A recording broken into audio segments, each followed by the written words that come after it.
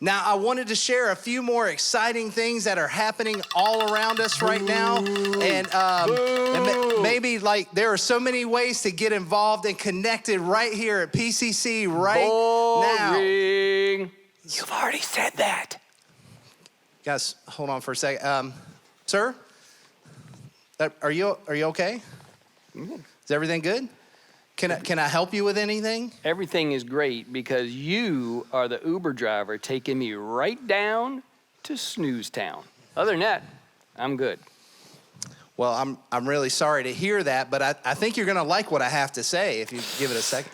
I wouldn't bet too much on that because, wow, I have heard you speak before. Hey, I tell you what, though, you want to give it a shot? You go right ahead and knock yourself out. Okay, all right. Well, did you know that right now our online small groups are more popular than ever? Seriously? Small groups? You talk about this every single week. I need some variety. I need some spice. I need some choices. Sir, we talk about small groups a lot because they're really important, and that's where real church happens. We want people to be able to get connected to them if they want to, so. I'm just trying to give you 5 cents of free advice here, all right? But as it stands right now, we could probably get more excited watching a 3-hour documentary on PBS about the color of dirt. Am I right? Wow, it's okay. Okay, deep breath, Brian. Brian said, little Christ, act like little Christ. Here we go. As I was saying, our online small groups are thriving during this crazy time, so much so that, Sir? Do you mind keeping it down? Oh, man, that was a dream? What do you mean that was a dream? Well, here I was getting all excited, figuring that you'd finished talking finally, and I wake up, and now we're here with, you're still doing this. 2020's punched me right in the face again. Okay, you know what, sir? I'll tell you what. Here's the thing. How about this? I have a really good idea. How about you come up here, you take the microphone, you do this part. Would you come up and do this part? And that chair looks really comfortable. I'll come down there. No, that's going to be a hard no. You do you, and I'm going to sit here and watch.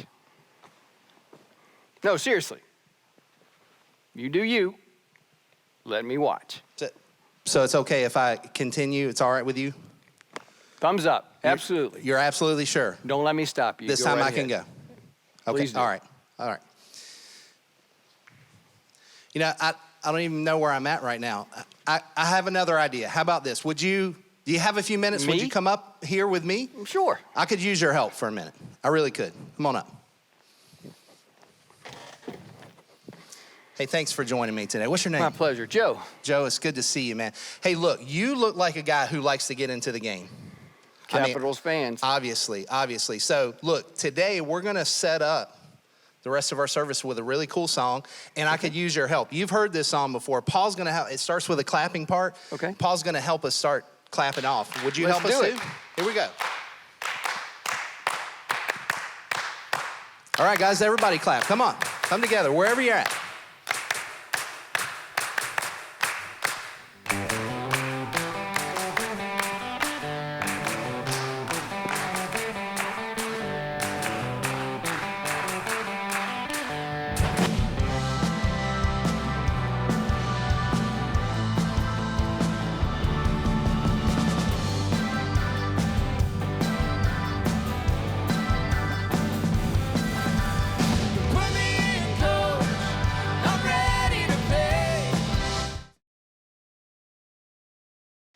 Put me in, coach. I'm ready to play. Well, that's a fun way to start our time together, but not nearly as fun as if that actually happened. I mean, can you imagine being in the stands at Yankee Stadium and yelling, "Put me in, coach," and actually being put in the game? Or at Madison Square Garden and yelling out to your favorite band and them inviting you onto the stage to sing or play? Last month, I watched the NBA Finals with my son, Tristan. We had a lot of fun cheering for the Lakers. I mean, to see a man like LeBron play, it's just remarkable. And he has a couple of teammates who played college ball at Kentucky, which is our family's basketball team. Now, if Anthony Davis of the LA Lakers, formerly of the Kentucky Wildcats, put my son in the game on the court with him, that would be a dream come true. A moment Tristan would never forget. What would it be for you? When would you be bold enough to yell out, "Put me in, I'm ready to play"? Whether it's hockey or soccer, piano or drums, what stadium or stage, platform or playoff would you give anything to play in or on? Who would you love to get to do it with? Now, at this point, most of us would love just getting to be in the stands watching again, wouldn't we? We're missing live sporting events like small town Friday night football and live music events like RVA's annual folk festival. Those events normally define this season for us. We look forward to attending them, being part of the crowd of the shared experience. It is fun and exciting. There's adrenaline. There's a sense that we're part of something bigger than ourselves. You know, I think that's how people felt about being around Jesus when he walked this earth. Being part of the crowd around him was fun and exciting. There was adrenaline as he verbally took on the religious leaders of the day and as he healed people who were hurting. There was a sense that being with him meant being part of something bigger than themselves, even if they couldn't understand at the time that a major world religion that would shape the entire world for millennia was unfolding before their very eyes. See, Jesus showed up in our world with a bold claim that he was a man and the Son of God. And he had a bold message that God loved the world and offered grace to everyone on it. He engaged in bold relationships, extended bold invitations to his followers, and expected bold steps of faith from them. Now, Jesus isn't walking on this earth anymore, but we are. And he's got bold plans for us, for our church. And that's what today is about in our Bold series, God's bold vision for PCC. We'll look at teachings from the Bible that have application for each of our daily lives. But we're also going to look at how God's calling us together as a church to unify around a bold vision that will require bold steps of faith, all so that more people here, near, and far away can come to know him. A year ago, we launched something called the More Initiative. We felt called by God to do more, to reach more people. It wasn't about becoming a big church, a mega church. It's never been about that. It's about people. It's about you and your friends and family, neighbors and coworkers. See, when the Bible says God so loved the world that he sent Jesus here, we believe that he means every single person in the world. Is that a lot of people? Absolutely. Is that who God wants a relationship with? Absolutely. Every single one of them. That's consistent with Jesus' ministry when he was on this earth as a man. 4 books of the Bible tell us about Jesus' ministry. We call them the Gospels: Matthew, Mark, Luke, and John. Many times they mention that crowds of people gathered around Jesus. Here's one example. Meanwhile, when a crowd of many thousands had gathered so that they were trampling on one another, Jesus began to speak. I don't know what mental pictures you have when you think about Jesus, but I suspect many of us underestimate what Jesus' time on earth looked like. I tend to imagine, and maybe you do too, with his dozen disciples or his followers walking dusty roads to little villages. And while I'm sure that happened, this verse in Luke, this describes a Black Friday mob, a concert mosh pit. It reminds me of trying to get back on the New York City subway after a Yankees game. Many thousands, 50,000 to be exact, had gathered, and they were trampling on one another to get on the subway and get out of the Bronx. It's one of those moments when you and your husband each grab a kid and promise we'll meet back at the hotel if we get separated on the way back to Manhattan. That's what following Jesus was like when he was on this earth. It was exhilarating. Crowds gathered to watch and listen, to cheer, even to heckle. Yes, Jesus was heckled just like our host was a few minutes ago, just like any public speaker is at some point. Back in Luke 12, where thousands had gathered, one man yelled out from the crowd, "Teacher, tell my brother to divide the inheritance with me." What? Jesus is preaching about staying true to your faith, and some guy interrupts him because he wants his inheritance. And just before this, Jesus had waded through an onslaught of questions. I mean, you know the scene, like when reporters flock around somebody, like a celebrity just trying to get to their car, and they yell out questions trying to get a response.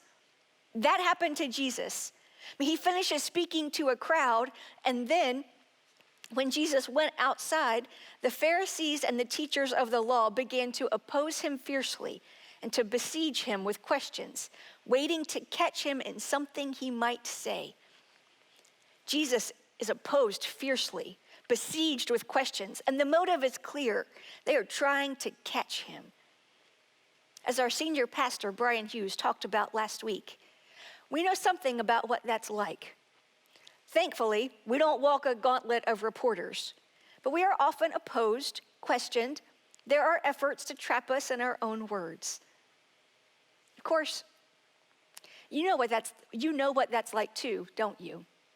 Maybe as you walked to the polls this week, somebody besieged you with questions, maybe who was campaigning, or maybe, those are relatively easy questions to dodge. But it's a lot harder when it comes from a friend or family member, isn't it? When they bombard you with questions about who you voted for and why, you feel trapped. It's rarely an effort at a productive conversation. Often it comes with an ulterior motive to put you in a box with labels. Why do we get heckled about our support of a candidate, a belief, a team? Why did Jesus get heckled? It's just what happens when you get a crowd of people together. I mean, Yankees fans and Red Sox fans are going to heckle.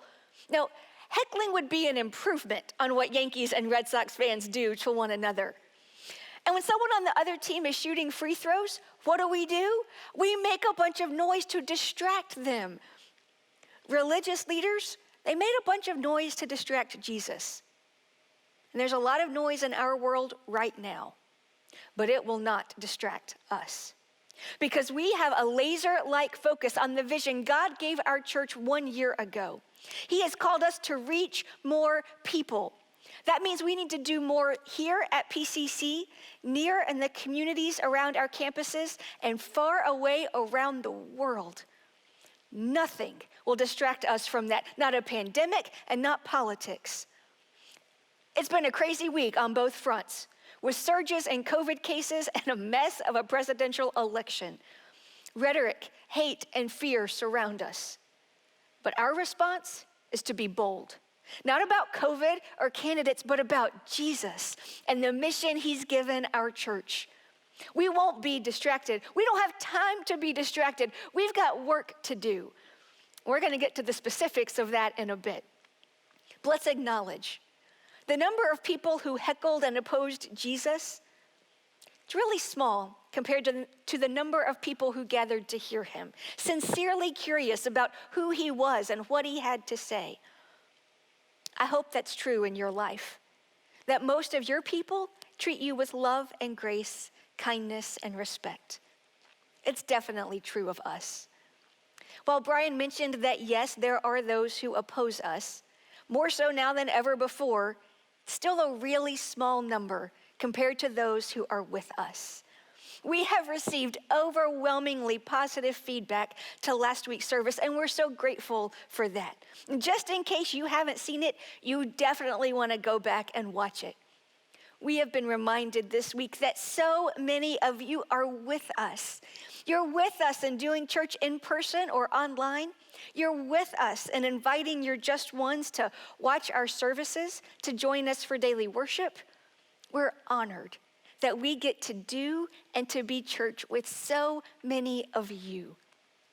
We hope that being part of this movement called Passion Community Church, part of this bold initiative called More, is a great experience for you. We invest a lot of time and energy in learning and experimenting to give you a distraction-free environment where you can feel safe and comfortable exploring your faith questions. We go out of our way to have fun with things like Kids Dress Up Day last week and playing John Fogerty's Center Field song just a few minutes ago. We like to give away stuff like free t-shirts, and like earlier this year, we handed you popcorn and a Coke to enjoy during the service. We hope to create a place where you can come to know God at your pace, to discover purpose for your life, to build friendships where you can get real, to make a difference as you make church happen, and to be the change our world needs in tangible ways. We sincerely hope that's a great experience for you. We want it to be. And we learned that from Jesus, who went out of his way to give the people who gathered around him powerful experiences. We've been looking in the book of Luke in the Bible so far today. Here's just a partial list of things Jesus does in that book for the people who gather with him. He cast out evil spirits. He heals people from all kinds of sicknesses and symptoms, including a paralytic who stands up and walks home. He also heals the servant of a Roman leader. That would be an enemy, by the way. Jesus heals his enemy's servant who was dying. Another man is being carried out of his house dead. I mean, like the first century equivalent of on a stretcher with the white sheet over his face, when Jesus shows up and brings him back to life. Oh, and Jesus also likes to give away free stuff, like food, fish and bread to be exact, not just to his closest followers, but to the whole trampling, clamoring crowd of 5,000 men and their families. Like Jesus, we want your bellies to be full at your home during the week and your brains to be running on coffee on Sundays. We want you to find healing from all kinds of sickness and symptoms, physical, mental, spiritual, and relational. On your darkest days, when you or someone you love is facing death, we want to be with you. Hear me say, we genuinely, sincerely, wholeheartedly want all of that for you. We want you to be in the crowd that gathers in our rooms and online. We want you to have powerful experiences. But we want more than just that for you. We want you to go from being in the crowd to getting in the game. I mean, yeah, being in the stands is awesome. I mean, when Enter Sandman starts playing in Blacksburg, Virginia, and the entirety of Lane Stadium starts jumping up and down, it's incredible. But it's still nothing compared to running out of the tunnel in orange and maroon. Singing Take Me Out to the Ball Game is fun, but it's nothing compared to hitting it out of the park. Holding your cell phone up high at the concert, it's nothing compared to hitting that high note on the stage. I mean, who wouldn't want to be part of the action, even if just for a moment, if given the chance? Well, there is one guy. Now, most baseball fans would love the opportunity to catch a home run in the stands during the World Series. Most, apparently not all. This time last year, the Houston Astros and Washington Nationals were battling it out. And a Nats fan in the stands was in the direct path of a home run hit by Houston. It's the moment little boys dream of, when they get to catch a ball in the stands during the World Series on national TV. But as the ball hurled toward him, this fan, he didn't reach for his glove. He didn't even reach out his hand. He stood and took the ball right in his gut. Apparently, the overpriced beverages he held in each hand were more important than his chance to be part of the game. Now, of course, most of us will never have the opportunity to play in the World Series or Super Bowl, on Broadway, at the Garden or Radio City Music Hall. But we all have the opportunity to get in this game. The mission to do more, to reach more people, so that we can all experience the fullest lives possible. Because it doesn't matter what your vocal range is or how many chords we can play, what our batting average is or how many shots we make. It doesn't matter what's in our past or how many mistakes we've made, what we look like or how we make a living. The only requirements are boldly following Jesus with bold steps of faith.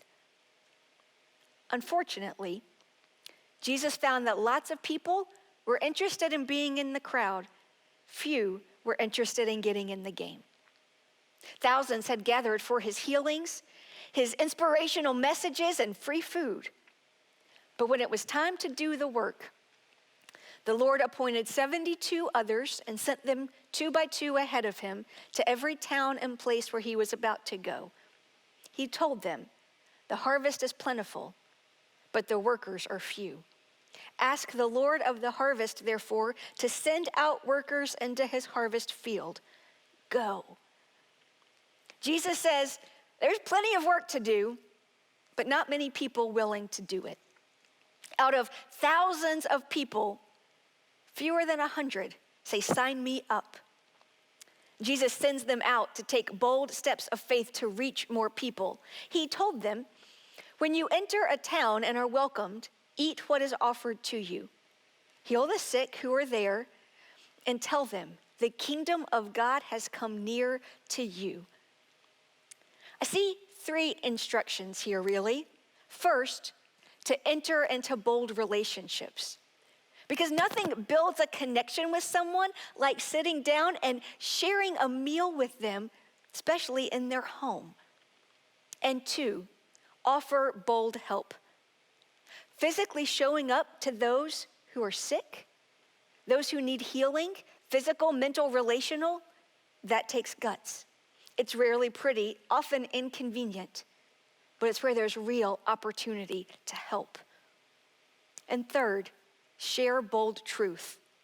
See, people thought that God and his kingdom, his presence, were far away and unattainable. Then these 72 workers showed up and said, "No, God is accessible. His presence is here. The kingdom of God has come near to you." Thankfully, there are more than 72 of us carrying the vision of the More Initiative. But his instructions for us are basically the same. 1, God's calling us to enter into bold relationships. Part of the More Initiative is reaching 1,000 more just ones. That takes investing in a relationship with someone who doesn't go to church, often for years, before it's the right time to invite them to church and ultimately, hopefully, to introduce them to Jesus. And God's calling us to offer bold help.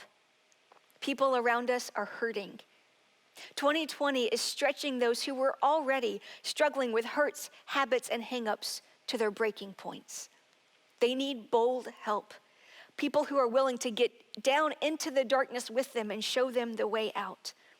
At different campuses, we're experimenting with different types of recovery ministries in hopes of finding the one that can offer hope to the people near us. In families, well, they're a mess. I mean, every family has its issues, and this year has exacerbated them, as families have found themselves divided literally and figuratively on ideas and causes. We need help identifying the patterns in our families that are written on our DNA, that are learned in our interactions, so we can replicate the ones that are good and helpful and break free from the ones that are destructive. So part of our More Initiative is creating a program that walks us through that process. And God's calling us to share bold truth. We did that last week during this service, and the response from you, it reinforces that's exactly what we need to be doing. We need to keep making improvements to our online presence so we can continue sharing those truths in effective ways that meet people right where they are. Music and video are primary mediums for how people hear and accept truth. So, as part of our More Initiative, we're recording original music that will help people know God more fully.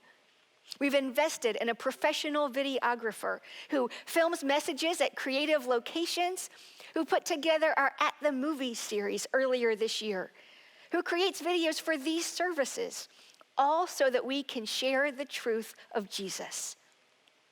And we want to do that everywhere we can, as well as we can.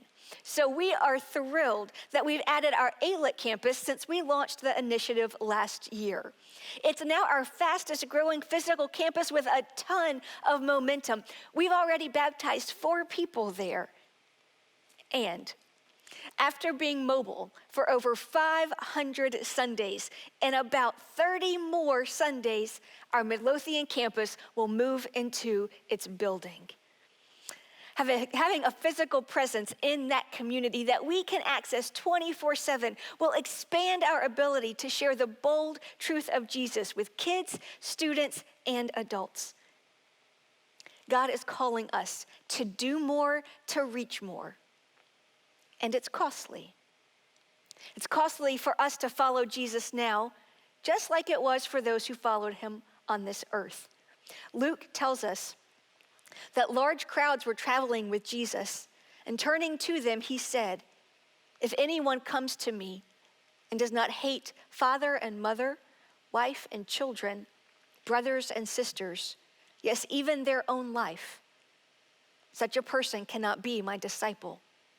And whoever does not carry their cross and follow me cannot be my disciple."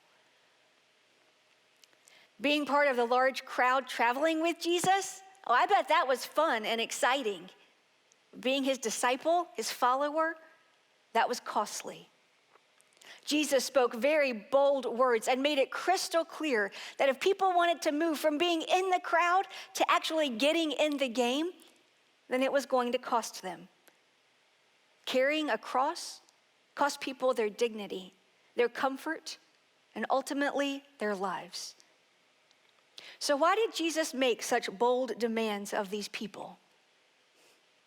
Because he was inviting them to be part of something bigger than themselves, of something that would literally change not just their lives, but the world, history, eternity. Achieving that is costly, but it's worth it. The More initiative we embarked on last year is costly. It's a 2-year initiative. It sought to move us from a budget of about $5 million over 2 years to one of $7.95 million over 2 years. That's a lot of money. It felt like a lot of money to us. We're about people. It's not about money or becoming a big church to us.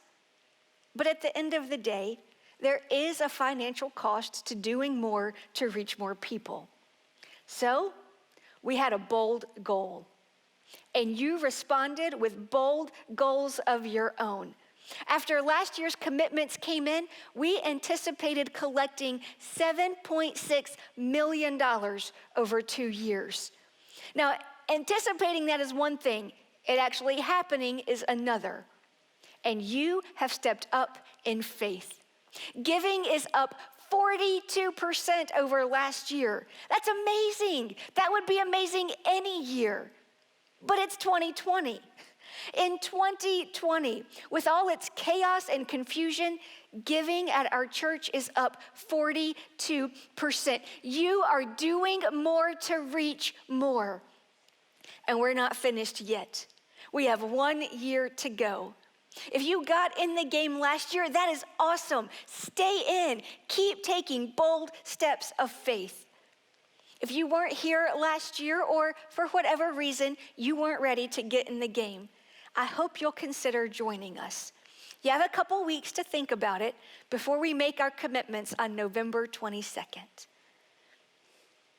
Saying, "Put me in. I'm ready to play in this game," is costly. But it's also the most incredible thing you can ever be part of. Because it's not over in 2 halves or 4 quarters or 9 innings. It's eternal. It's not about being entertained by a rock star or a sports star for a concert or a game. It's about being in a relationship with the God who created the stars forever.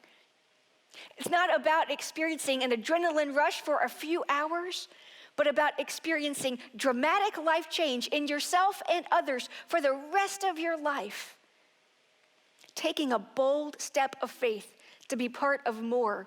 It's not going to get you fame or fortune, but it will bring glory to the King of Kings and the Lord of Lords. The God who created the world, who created you, is calling you out of the bleachers, out of your seat, and inviting you into the game. A year ago, we knew that God was taking us to a new place. In preparation for it, God spoke clearly that we were to get ready, and that included sharing with our entire church what we saw for our future. And then you, the church, got excited about it, and you came with us. And now, much of what we saw 12 months ago has become reality. The truth is that what God really wanted from us all along was to faithfully trust Him. It reminds me of what happened to God's people in the book of Exodus. He tells them that He's going to take them to a better place, a new place. And they don't really know what that means, but they are faithful to get ready. God gives them specific instructions, and they follow those instructions. And when the time was right, God moved. So a year ago, we knew some things. For example, we knew that God was telling us to make a substantial investment in our online campus. And while that made some sense, the bulk of our people were still coming to physical church in one of our 5 locations, which is all we had at the time. So making a huge, disproportionate investment in technology and upgrades for the online campus seemed at least partly strange. But just like with the Israelites of old, God knew what was coming for us too. So we followed His instruction even when it didn't make all kinds of sense. And we made upgrades and improvements without ever having heard of coronavirus. But we were totally, completely prepared for an incredible online experience when COVID came. The More Initiative was something that helped us get there. We embarked on it 12 months ago, and God was preparing us for the exodus from being in person to a church that was predominantly online. But there was more to that initiative, so much more. In preparing for the movement of God, you stepped up and you resourced the church so that when a sizable group of passionate people in Alet, Virginia asked us to plant a campus there, we were ready. And when young adults positioned themselves to be trained and coached and mentored as new, fresh, next generation leaders in our church, we were ready. And when the whole world shut down and people were shut out of their jobs and needed food, we were ready. Our food pantry fed thousands of meals to thousands of people. The food pantry was not in our line of sight, but God saw it all along. And when we got shut out of the prison where we used to do church with 150 men there, God made a way for our church to be taken to 1,700 men in that location because we were ready. And when we purchased a piece of land in Midlothian that had little growth around it, it was hard to see how it was the right location. And then, almost overnight, multifamily units that will house tens of thousands of people went up all around it. A year ago, we couldn't see that, but God always knew, and we were ready. So halfway through our adventure that began a year ago, we're experiencing our exodus. From life as we knew it to life as it is today. We couldn't see it, but God could. And when He told us to move, it didn't make a lot of sense, but we faithfully responded, and look at what has happened. People's lives have been changed. We've reached farther than we ever thought possible, and even in the middle of a global meltdown, the church that you're a part of has thrived because God spoke, and we responded, and we were ready. But it's not over. We're halfway through. We have another year to go, and many of the things that God spoke a year ago are still in our future. He's still moving, and we still have to be faithful so that we can still be ready. From the production of our first PCC album with original music from our talented musicians, to the development of an entire teaching course for people to learn how to be healthy even when their family is not, to additional investments we need to make for our kids so that they can connect with God and learn about the love of Jesus, to finishing our charge to reach 1,000 more just ones. All of this and more is still on the horizon for us. And it is within reach because God has spoken, because we're going to be faithful so that we will be ready. So don't stop, church. Come with us. We have access to the most potent change agent humanity has ever known and that our world has ever seen. And we get to be a part of it if only we'll be faithful, because God has spoken. Let's unite around God's bold vision for our church. Let's take bold steps of faith because God has spoken. And because of all the great things God has already done through us, He's not finished yet. Let's be ready because there is more, so much more still to come.